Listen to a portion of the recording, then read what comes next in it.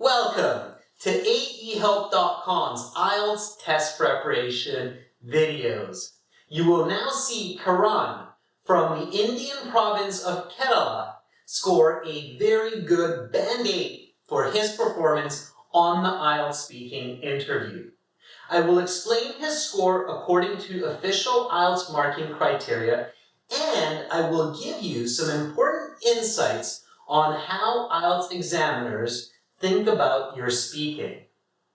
Again, we have partnered with Cambly, a world-class app that lets you connect with a native English-speaking tutor 24 hours a day, 7 days a week. Cambly is the only app in India that provides on-demand native English-speaking tutoring with American, Canadian, and UK English speakers. Cambly India has been generous enough to give us this special code for students in India who use the app to save 25% on 3-month plans.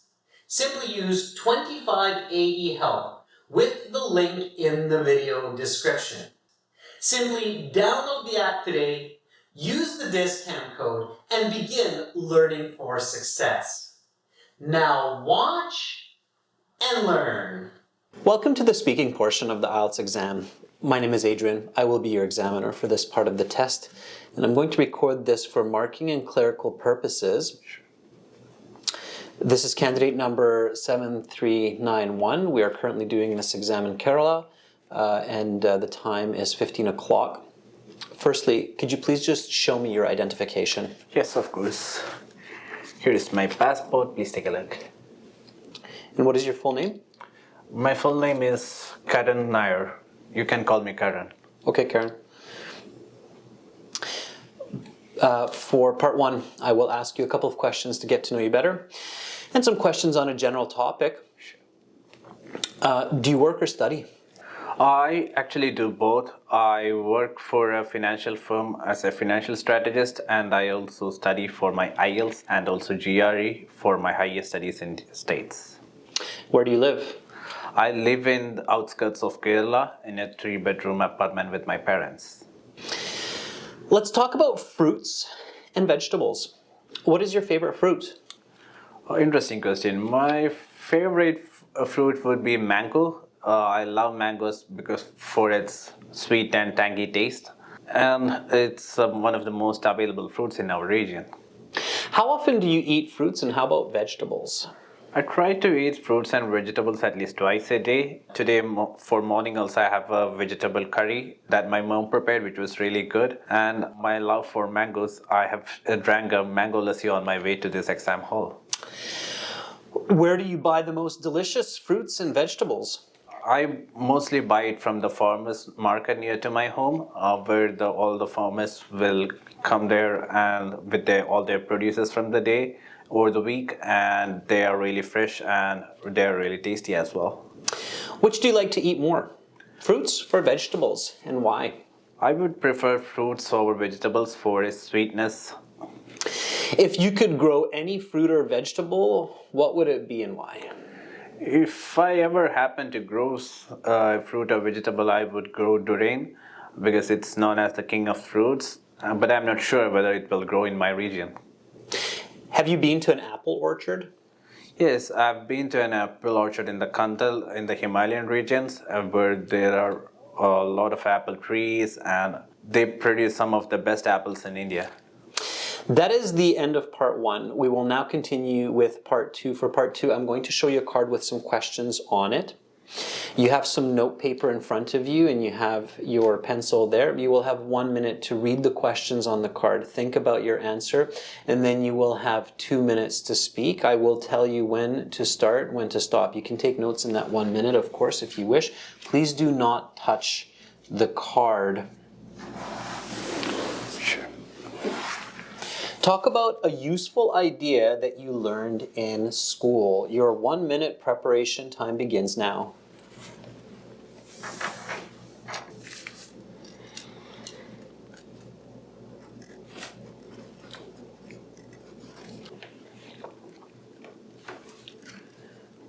Karen, your 1 minute preparation time is up. Please begin speaking. The one useful idea I have learned in school was money management and investing. I have learned this 5 years back at one of my classes, and it was taught by Mr. Rakho. And he advised all of us, the students, that until the age of 40, you should invest your at least 30% of your earnings to the proper stock market or a crypto account, so that on a long term you will be able to get profit out of it. And I totally followed his advices and built a portfolio on it. And years from now, I can see changes in my financial status. Even while I'm sleeping, my money is working for me and I'm making huge profits.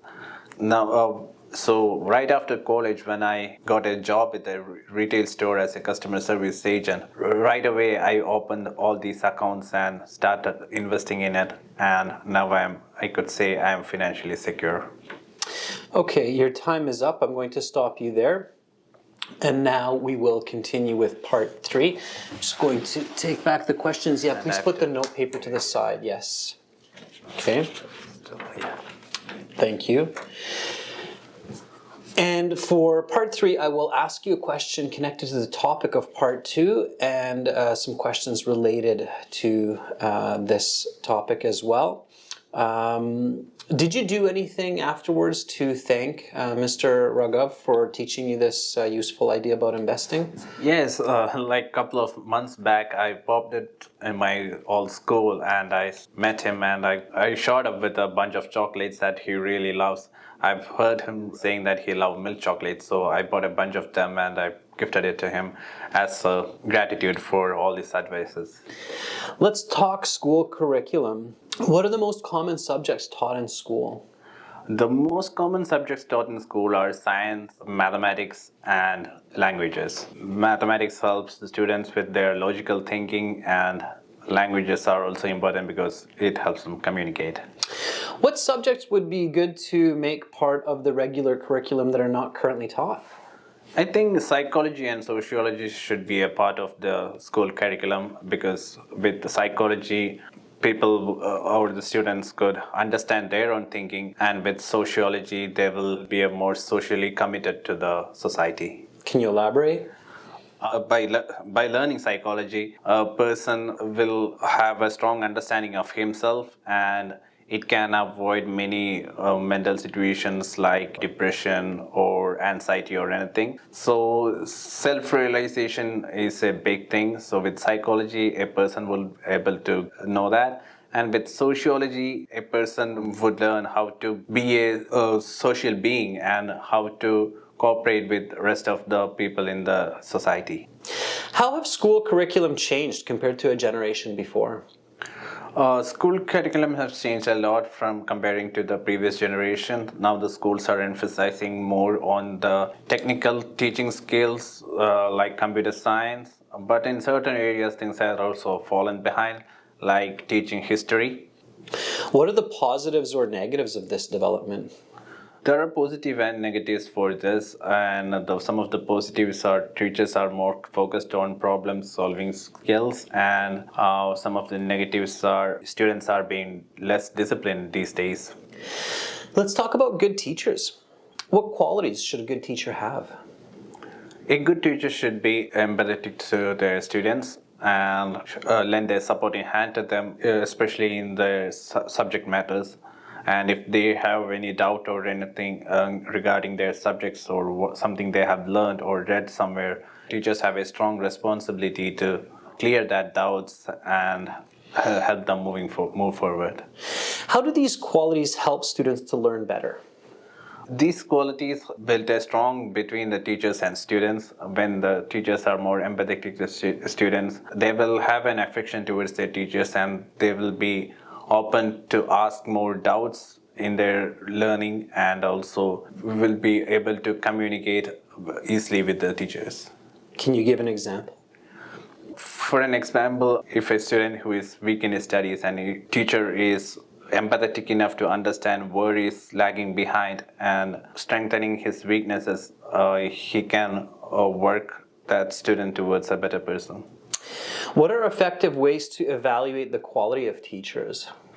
The quality of teachers can be analyzed by getting feedback from the students, which is the audience of the teachers, and also by conducting student tests and getting the results, and that will enable the school or management to know how well the teachers are teaching their students. Are these always accurate?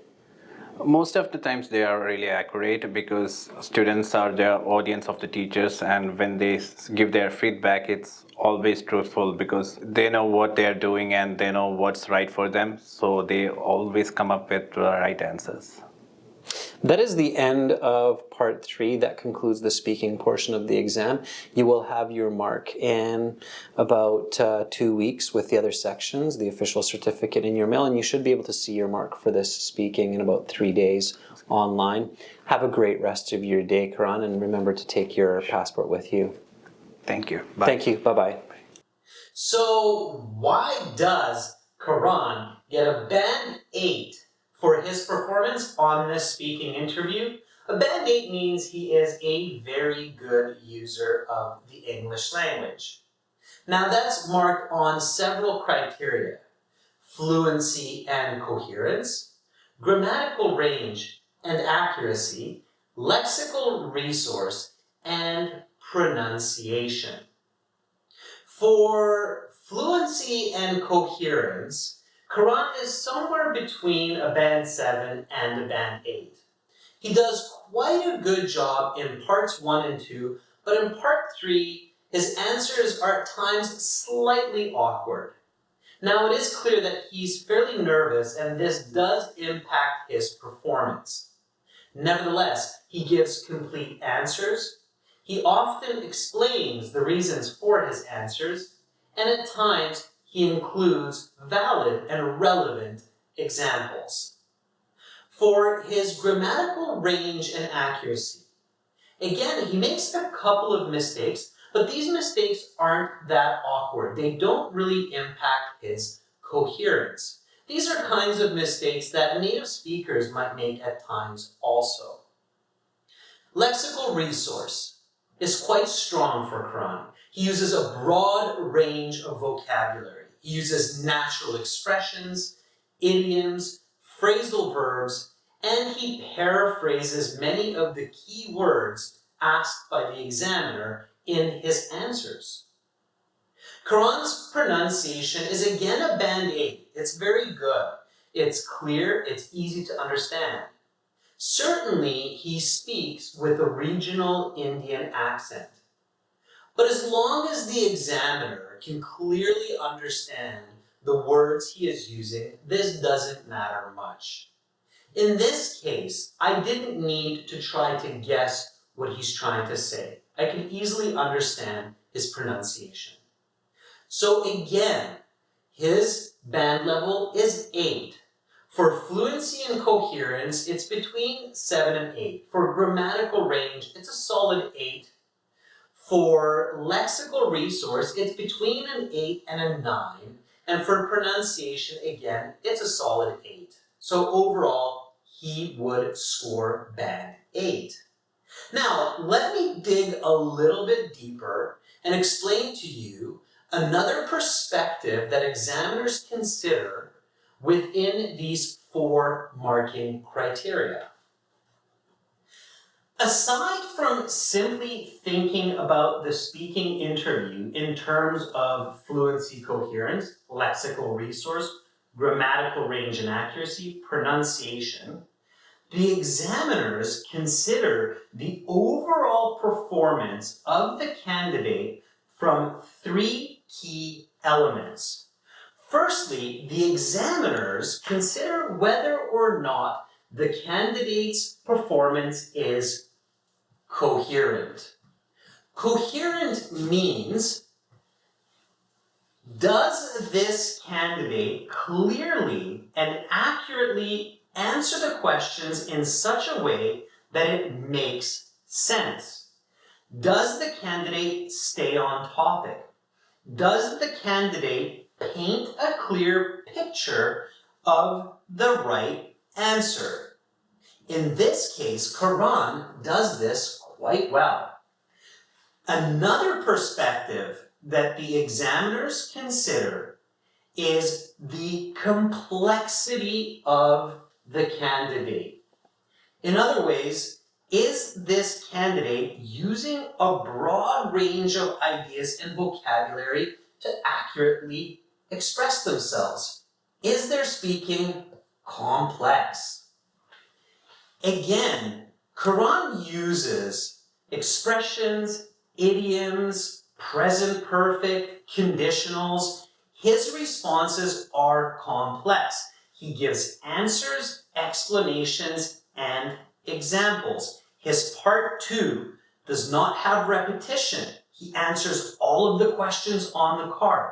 This creates enough complexity for his responses to earn him a high band score. The third component, which examiners consider within the marking framework, is natural language. Is the candidate natural when they're responding? This means, does the candidate give original responses, or are they using sentences that they have memorized online from teachers or from some books? Like, thank you for giving me the opportunity to speak today. That's awkward. We wouldn't naturally start conversations in this way. Quran does not do this. His answers are original. He uses contractions like I've instead of I have. He uses, again, idiomatic language. So he sounds like a native English speaker in his diction, his style of speaking. Now, considering coherence, considering complexity, and natural language all together, this candidate, Quran, is clearly a band 8. Again, the examiners certainly critique the responses according to the marking criteria, but to make sure that they have the correct assessment, they think about these 3 perspectives. Make sure to do the same when you're practicing by yourself or with partners. And you too can achieve a high band score. Good luck on your next IELTS exam. To see more video lessons like this one, and for original practice exams, as well as a fully interactive course supported by native apps, visit and join our premium package at aehelp.com. Begin learning for success today. Subscribe to our channel. Click over here. Watch another video. Click right up here. And click our IELTS Hero to join our premium package and get access to all of our videos, practice exams, and a fully interactive course.